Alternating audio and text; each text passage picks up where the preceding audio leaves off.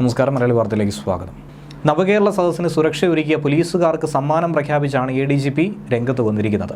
സദസ്സുമായി ബന്ധപ്പെട്ട് ക്രമസമാധാന പരിപാലനത്തിൽ മികച്ച സേവനം നടത്തിയ ഉദ്യോഗസ്ഥർക്ക് ഗുഡ് സർവീസ് സെൻറ്റർ നൽകാനുള്ളൊരു നിർദ്ദേശമാണ് മുന്നോട്ട് വച്ചിരിക്കുന്നത്. പ്രതിപക്ഷത്തിൻ്റെ സമരങ്ങളെ തല്ലി ഒതുക്കി എന്നുള്ള രൂക്ഷമായ ആരോപണം നേരിടുമ്പോൾ പ്രതിപക്ഷത്തെ പേപ്പട്ടിയെ പോലെ തല്ലി ചതച്ചുവെന്ന് യൂത്ത് കോൺഗ്രസ് അടക്കം ആരോപിക്കുമ്പോഴാണ് പോലീസ് ഓഫീസർമാർക്ക് ഗുഡ് സർവീസ് സെൻറ്റർ നൽകാനായി സർക്കാർ തന്നെ തീരുമാനമെടുക്കുന്നത്. കാസർഗോഡ് മുതൽ തിരുവനന്തപുരം വരെ നീണ്ടുനിന്ന നവകേരള സദസ്സിൽ ക്രമസമാധാന പരിപാലനം ആ ചുമതല നന്നായി നിറവേറ്റിയ സിവിൽ പോലീസ് ഓഫീസർ മുതൽ മുകളിലോട്ടുള്ള ഓഫീസർമാർക്കായിരിക്കും, ഉദ്യോഗസ്ഥർക്കായിരിക്കും ഈ സമ്മാനം ലഭിക്കുന്നത്. SP-മാർക്കും DIG-മാർക്കും ക്രമസമാധാന ചുമതലയുള്ള ADGP MR അജിത് കുമാർ ഇതിനോടകം തന്നെ ഇതുമായി ബന്ധപ്പെട്ട നിർദ്ദേശം നൽകി കഴിഞ്ഞു. മികച്ച കുറ്റാന്വേഷണം, അസാധാരണമായ സാഹചര്യങ്ങൾ കാര്യക്ഷമമായി നേരിടൽ തുടങ്ങിയവയ്ക്കാണ് സാധാരണഗതിയിൽ പോലീസിന് ഗുഡ് സർവീസ് സെൻറ്റർ പോലുള്ള ആദരം നൽകി ബഹുമാനിക്കാറുള്ളത്. ശബരിമലയിലെ തിരക്ക് നിയന്ത്രിച്ച പോലീസുകാർക്കും സീസൺ കഴിയുമ്പോൾ സാധാരണഗതിയിൽ ഈ ആദരം നൽകാറുള്ളതാണ്. എന്നാലിപ്പോൾ ആ ഗണത്തിലേക്കാണ് വലിയ രീതിയിലുള്ള ഒരു സുരക്ഷാ നടപടി ഏകോപിപ്പിച്ചു കൊണ്ടുപോയ പോലീസുകാർ എന്ന രീതിയിലാണ് നവകേരള സദസ്സിനെയും ഉൾപ്പെടുത്തിയിരിക്കുന്നത്.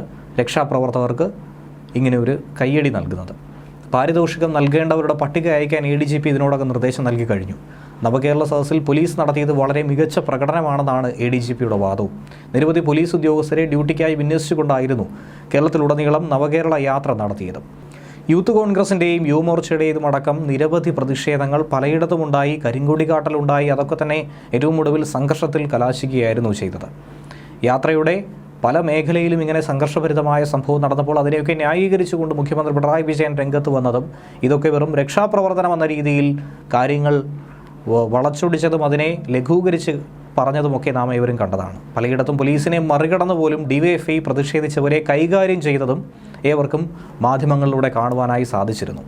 എന്നാൽ ഇതിനിടയിൽ പോലീസിൻ്റെ നടപടിക്രമങ്ങളൊക്കെ മറന്നുകൊണ്ട് ഗൺമാനും സുരക്ഷാ ഉദ്യോഗസ്ഥരുമൊക്കെ കരിങ്കൊടി കാണിക്കാനെത്തിയവരെ അതിക്രൂരമായി മർദ്ദിച്ചതും ലാത്തി ഉപയോഗിച്ചുകൊണ്ട് തല്ലി ചതച്ചതുമൊക്കെ തന്നെ വലിയ വിവാദങ്ങൾക്കും നിയമ നടപടികൾക്കുമൊക്കെ ഇടയാക്കിയിരുന്നു.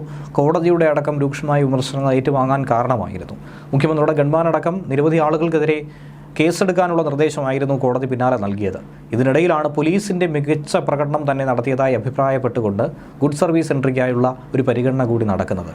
കല്യാശ്ശേരി മുതൽ വട്ടിയൂർക്കാവ് വരെ നടത്തിയ നവകേരള സദസ്സിൽ പോലീസിൻ്റെ ഇടപെടൽ പ്രതിപക്ഷ പ്രതിഷേധങ്ങളെ അടിച്ചൊതുക്കൽ തന്നെ ആയിരുന്നു എന്നുള്ള വിമർശനം തന്നെയാണ് ഇപ്പോഴും അലയടിച്ച് കേൾക്കുന്നത്. പോലീസിനൊപ്പം DYFI പ്രവർത്തകരും പ്രതിഷേധത്തെ നേരിട്ട സാഹചര്യത്തിലാണ് കോൺഗ്രസ്സുകാർക്ക് ഇത്രയധികം വേദന ഉണ്ടാകുന്നത്. DYFI പ്രവർത്തകരുടെ അതിക്രമത്തെ വളരെ ലഘൂകരിച്ചുകൊണ്ട് പോലീസ് മൗനാനുവാദം നൽകിക്കൊണ്ട് പോലീസ് കൈയും കെട്ടി നോക്കി നിന്നു എന്നുള്ള ആക്ഷേപം കൂടി ഉയർന്നു കേൾക്കുന്ന സാഹചര്യത്തിലാണ് ഈ സംഭവം നടക്കുന്നത്. ന്യൂസ് ഡെസ്ക് മലയാളി വാർത്ത.